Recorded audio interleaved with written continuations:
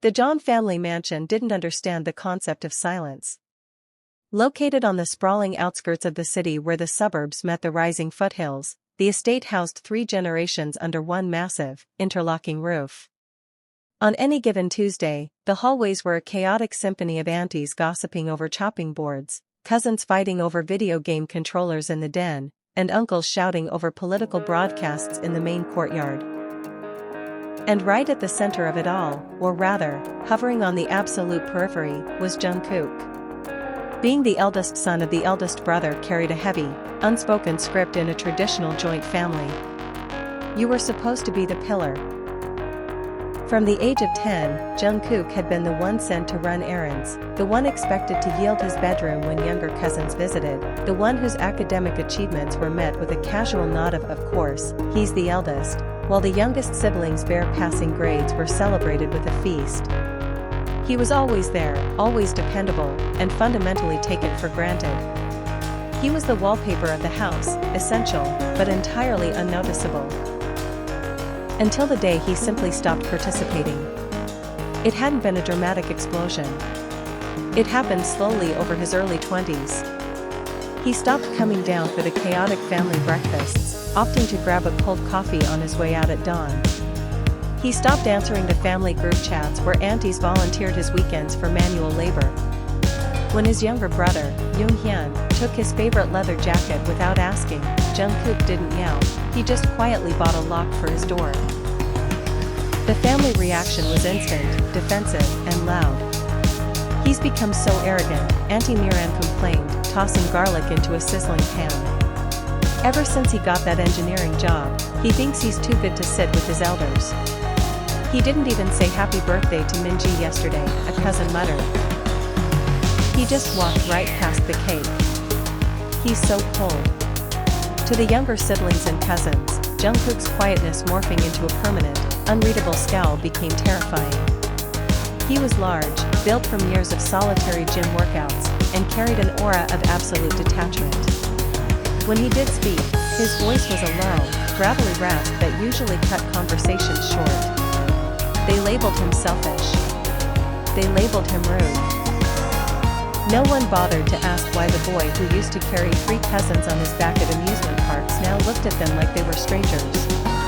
Then, the storm outside his room became too loud, so Jungkook found his escape. It was a custom-built, matte black Triumph Bonneville motorcycle.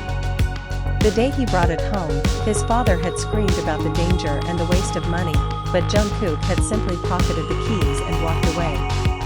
That bike became his sanctuary. Specifically, the winding, misty mountain passes that cut through the verdant ridges an hour north of the estate. While his family crowded the living room watching television dramas, Jungkook would be flying down wet asphalt, the engine vibrating through his chest, splitting the heavy mountain fog. He fell in love with the rain. To anyone else, a downpour on a mountain road was a hazard. To Jungkook, it was a shield. The heavy drumming of water against his helmet drowned out the echoes of his mother's passive-aggressive sighs and his father's disappointing stares. Up there, surrounded by towering pine trees, dark wet earth, and the scent of wild moss, he wasn't the selfish eldest son. He was just a man moving through the green wilderness, completely alone, and entirely at peace. The house next door had been vacant for 2 years, its iron gates choking on ivy. But in the late spring, the ivy was hacked away, and moving trucks bearing international shipping labels began clogging the narrow neighborhood lane. The Kong family had returned from a decade-long corporate stint in Milan, Italy. And with them came Y/N. If Jungkook was a dark winter night on a mountain peak, Y/N was a midday sun in a public square. She was an unmitigated extrovert. Within 48 hours of moving in, she had already introduced herself to 3 different neighborhood stray cats, baked lemon ricotta cookies for the elderly couple down the lane, and somehow ended up invited into the John family's chaotic courtyard for afternoon tea. "Oh, the weather here is just so damp," Y/N complained cheerfully, her hands gesturing wildly as she sat among Jungkook's aunties and female cousins. She was wearing a bright yellow cardigan that seemed to offend the gloomy afternoon sky. In Milan, the summer is crisp. Here, it starts raining and suddenly my hair looks like a bird's nest. I hate the rain. It's depressing. Tell me about it, Minji, Jungkook's teenage cousin, giggled. You should see my scary cousin, Jungkook. He actually seeks out the rain. He's completely unhinged. Right on cue, the low, wet rumble of a motorcycle engine vibrated through the courtyard walls. The heavy iron gate clicked open, and Jungkook rolled his bike into the driveway. He was soaked. Droplets of rain ran down the dark visor of his helmet, dripping onto his black leather jacket. He cut the engine, pulled his helmet off, and shook out his damp, dark hair, his face set in its usual, defensive scowl. Y/N turned her head, her bright eyes blinking in curiosity. Oh, is that him? Jungkook didn't look toward the veranda. He knew there were guests, he could hear the high-pitched laughter from a mile away. He walked toward the side entrance, his heavy boots clunking against the stone, completely ignoring the gathering. Jungkook, ah, his aunt called out, her voice sharp with artificial politeness. Come say hello to your father's friend's daughter. Y/N just moved from Italy. Jungkook stopped for a fraction of a second. He didn't turn around. I'm wet. Going to my room, he rasped out, his tone flat and entirely dismissive, before disappearing into the house. Y/N's eyebrows raised. Wow. He really is a tough crowd. Minji leaned in, a devious, teenage smirk on her face. I told you. He's a robot. He treats everyone like they're invisible. I bet you $10 you can't get him to have a normal, 5-minute conversation with you before the month ends. He's a hard nut to crack, Y/NSSI. Y/N's competitive, extroverted spirit, honed by years of navigating elite European social circles, instantly flared up. She looked at the empty doorway where Jungkook had vanished, a playful, stubborn smile pulling at her lips. $10? Y/N challenged, knocking her knuckles against the wooden table. Make it 20. I'll have your scary cousin buying me a coffee by next Friday. The pursuit was relentless, bordering on comedic. Jungkook quickly discovered that Kong Y/N did not understand boundaries, nor did she respect his carefully constructed wall of silence. Every time he went to the driveway to clean his bike, she would magically appear over the low stone wall dividing their properties, holding a plate of fruit or a thermos of espresso. Jungkook, you're in my light. Y/N, and you're using the wrong rag for that chrome. Here, use this microfiber one. I used to help my dad with his Vespa in Italy. You're welcome. Jungkook would look at the cloth, look at her bright, expectant face, grunt under his breath, and go back to scrubbing. He wouldn't use her rag. But the next day, she'd be back anyway. She chased him everywhere. If he walked to the local convenience store, she would suddenly materialize next to the ice cream display, chatting about her university classes while he tried to buy his cigarettes in peace. He ignored her statements, gave one-word answers, and kept his shoulders hunched. Yet, no matter how cold he was, her voice never lost its bright, melodic bounce. She didn't yell at him like his aunties, she didn't fear him like his cousins. She just treated him like a person. The crack in his armor happened on a Saturday afternoon when the sky unexpectedly opened up into a violent mountain thunderstorm. Jungkook had been about to leave for his ride when he saw Y/N standing under the bus stop awning across the street. She was clutching her canvas bag to her chest, shivering in her thin dress, looking at the pouring rain with absolute misery. She truly hated it. He rolled the Triumph up to the curb, the engine idling loudly. He flipped open his visor, his dark eyes looking at her through the silver sheets of rain. Jungkook, get on. Y/N, what? No way.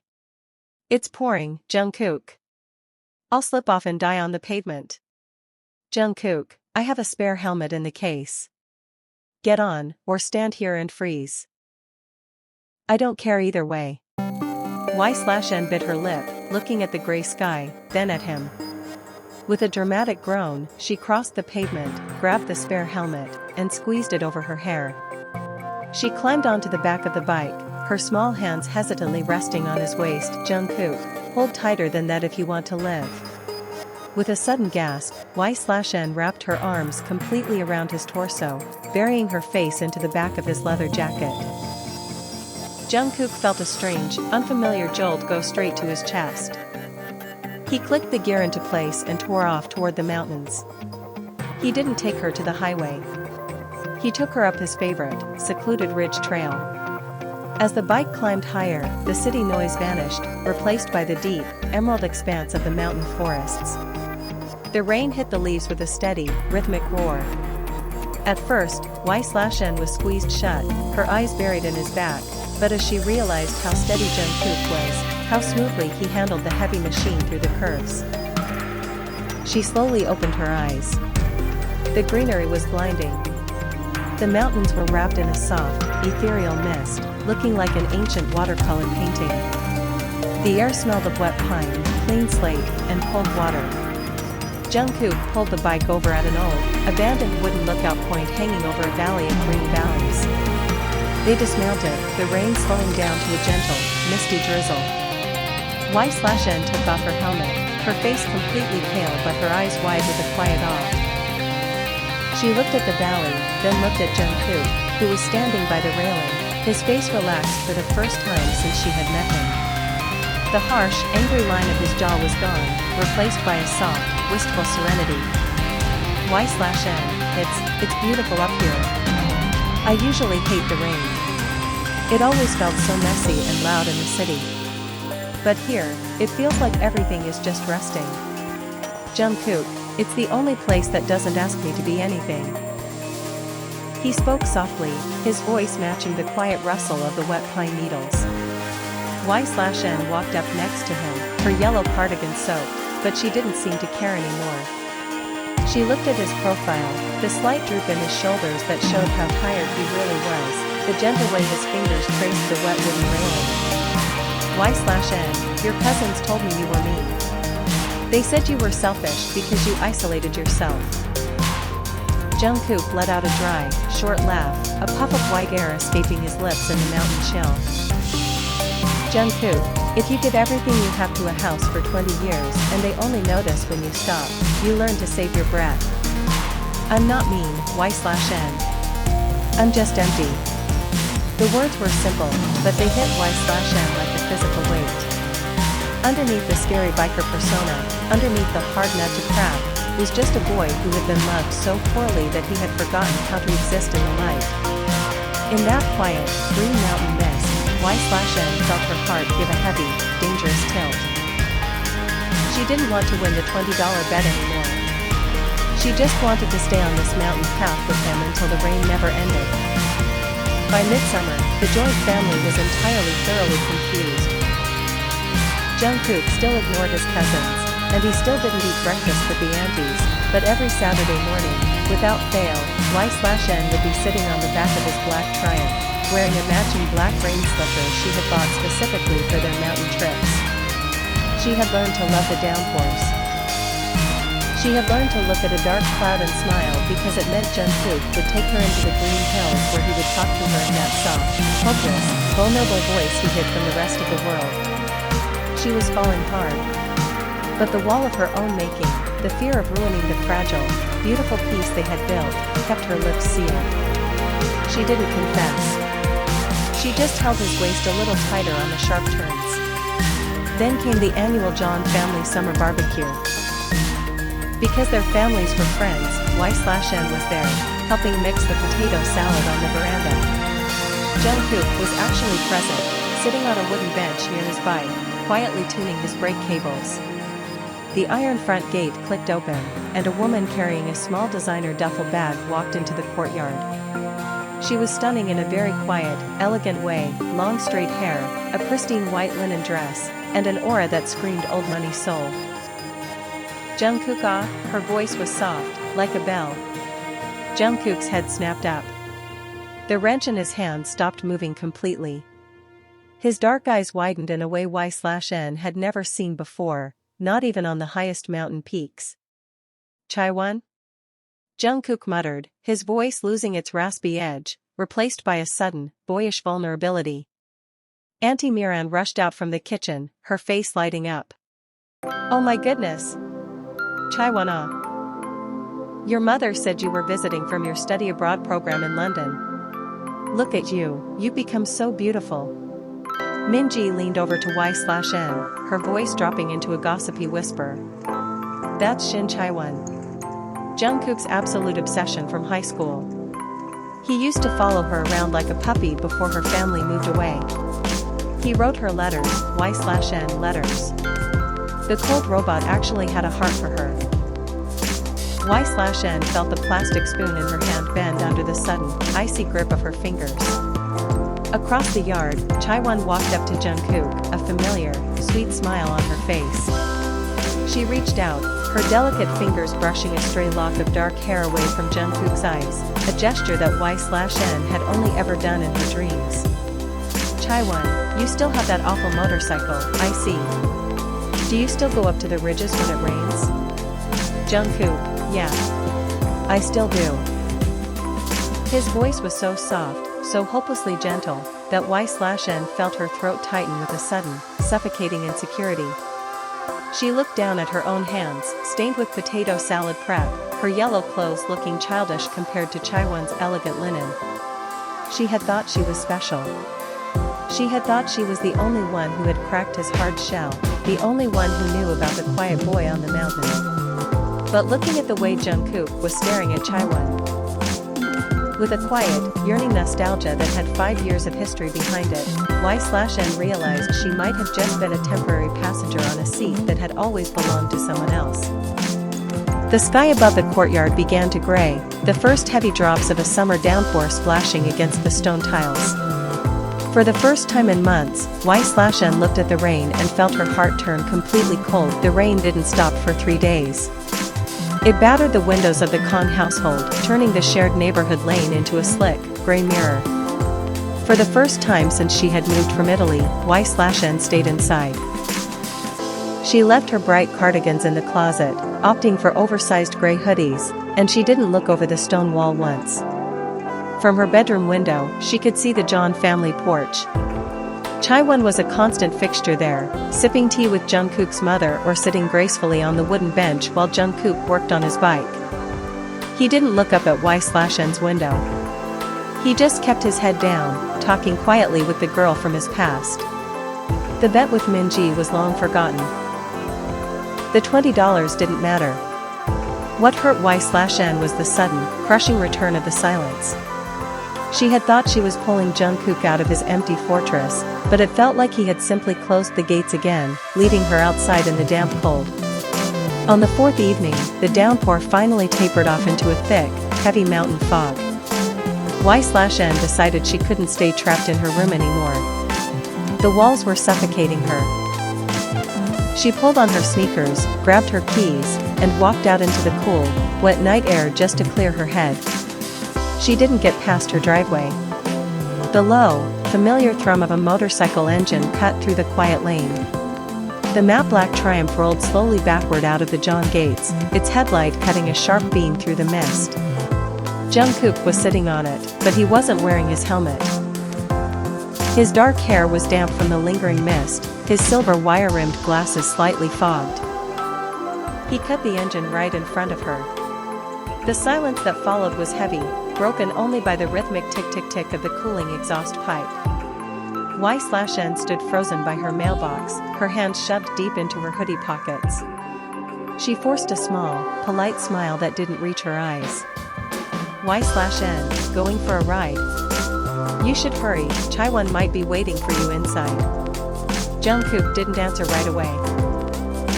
He gripped the handlebars, his knuckles white, his dark eyes looking at her through the silver lenses with a raw, agonizing intensity that made her breath catch. Jungkook, she left for the airport an hour ago. She's going back to London. Y/N felt a strange, uncomfortable spike in her chest. She looked down at her shoes. Y/N, oh. I'm sorry. You must be sad to see her go after so long. Jungkook, I'm not. He kicked the kickstand down and swung his long leg off the bike. He walked toward her, his heavy leather boots clicking against the wet asphalt. With every step he took, Y/N wanted to take a step back, terrified of what her face might betray, but her feet felt glued to the ground. He stopped just a foot away, his large shadow completely blocking out the street lamp behind him. Jungkook, she came back to see if the boy who used to write her letters in high school was still waiting for her. She wanted to know if I still hid in the mountains because I had nowhere else to go. Y/N, and were you? Jungkook let out a low, ragged breath. He reached out, his large, calloused hand hesitated in the air for a fraction of a second before his fingers gently caught the hood of her sweater, pulling her just an inch closer. Jungkook, I told her that boy grew up. I told her that the mountains aren't the only place that doesn't ask me to be anything anymore. He looked down at her, his voice dropping into that soft, hopeless rasp that he had only ever used when they were completely alone surrounded by pine trees. Jungkook, I haven't gone up to the ridge in 4 days, Y/N. Do you know why? Y/N shook her head, her throat tight, her heart hammering a frantic rhythm against her ribs. Jungkook, because it started raining, and for the first time in 5 years, I didn't want to look at the trees. I wanted to look at you. I sat on that porch with her, but every time the gate clicked, every time a door opened, I was looking past her to see if a girl in a bright yellow sweater was going to come over the wall and annoy me. A tear slipped from Y/N's eye, hot and fast against her cold cheek. Y/N, you didn't look up at my window once, Jungkook. You just ignored me. Like you ignore everyone else. Jungkook. Because I was terrified, he whispered, his thumb finally leaving her hood to gently brush the tear away from her cheek. His touch was incredibly warm against her skin. Everyone in that house takes me for granted, but I don't care about them. If you look at me and decide I'm too cold, or too rude, or too empty, I don't think I can go back to being alone. I've tasted what it's like to have you on the back of my bike, Y/N. The mountains are completely useless to me if you're not holding on to my waist. Y/N's breath hitched. The insecurity that had built up over the last 4 days completely evaporated into the foggy air, replaced by a sweeping, golden warmth that made her knees weak.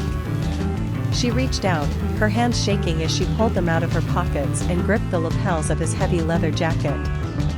Y/N, I hate the rain, Jungkook. I've hated it my entire life. Jungkook's shoulders dropped slightly, a flash of quiet hurt crossing his eyes. But before he could step back, Y/N pulled him down, leaning up on her tiptoes. Y/N, but I love the way it smells when I'm with you. And I love the way the mountains look when you're driving. I'm not running away. I'm right here. A beautiful, breathless smile broke across Jungkook's face, the first real, radiant smile she had ever seen on him. It transformed his entire harsh face, making him look young, happy, and incredibly loved. Without another word, he reached down, his large arms wrapping around her waist with a sudden, desperate force that pulled her completely off her feet. He buried his face in the crook of her neck, holding her so tightly she could feel the steady, thunderous beat of his heart against her own. Jungkook, don't let go. Please. Y/N, never, she whispered, her fingers tangling in the soft, damp hair at the back of his neck. A month later, the sun was shining brightly over the foothills, though a light, refreshing summer shower was beginning to mist the air. In the courtyard of the John mansion, Auntie Miran and the cousins were gathered around the outdoor table, preparing vegetables for dinner. The heavy iron gate clicked open, and Jungkook rolled his Triumph into the driveway. He didn't have his usual scowl. His posture was relaxed, his dark hair neatly cut, and he was wearing a clean white t-shirt under his open jacket. Behind him on the passenger seat, wearing a bright yellow rain slipper and laughing at something he had said over the intercom, was Y/N. As they dismounted, Minji watched them from the veranda, her jaw dropping as she saw Jungkook gently take Y/N's helmet from her hands and wipe a stray drop of water from her nose with his thumb. He didn't look empty anymore. He looked entirely full. Jungkook looked across the yard, his eyes catching his younger cousin's stunned expression. For the first time in years, he didn't walk past them silently. He stopped, holding Y/N's hand firmly in his own. Jungkook, Minji ah. Minji. Why yeah, Jungkook appa? Jungkook reached into his pocket, pulled out a crumpled $20 bill, and tossed it casually onto the table in front of her. A playful, lopsided smirk pulled at his lips. Jungkook, you lost the bet. She got the coffee weeks ago. Before Minji could even process the words, Jungkook turned, pulling Y/N along with him as they walked toward the side entrance of the house, their laughter echoing through the once suffocating courtyard.